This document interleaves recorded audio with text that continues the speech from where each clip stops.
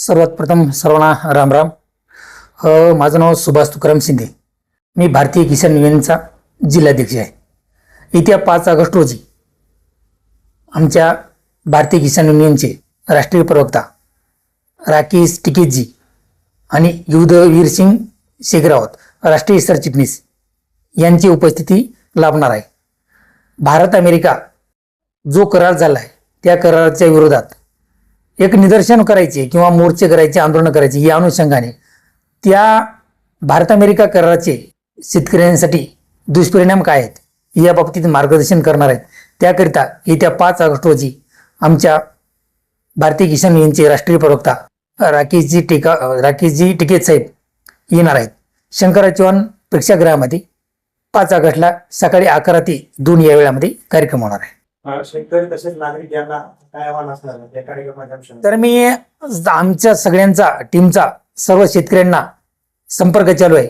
तरी पण तुमच्या माध्यमातून मी संपूर्ण नांदेड जिल्ह्यातील शेतकऱ्यांना आवाहन करू इच्छितो की जास्तीत जास्त संख्येने त्यांनी 5 ऑगस्ट रोजी शंकरराव चव्हाण प्रेक्षागृह येथे येऊन राकेशजी टिकेत साहेबांचे मार्गदर्शन आणि त्यांना साथ द्यावी. जय जवान जय किसान. शेतकरी पुत्रांनी जास्तीत जास्त संख्येने यायला पाहिजे, कारण आपल्या आईवडिलांचं जे जीवन आहे ते शेतामध्ये गेलेलं आहे. शेतकरी पुत्रांनी इथं आलं पाहिजे आणि समजून घेतलं पाहिजे काय होणार आहे आपल्यासोबत. कारण जर राकेश टिकेत साहेब जर नसले असते तर आजपर्यंत 3 काळे कायदे आपल्यावर लादले गेले असते. आता ट्रेड डीलला बी त्यांनी धमकी दिल्यामुळं त्या गोष्टी थांबलेल्या आहेत. शेतकरी पुत्रांनी सगळ्यात जास्तीत जास्त यायला पाहिजे इथं.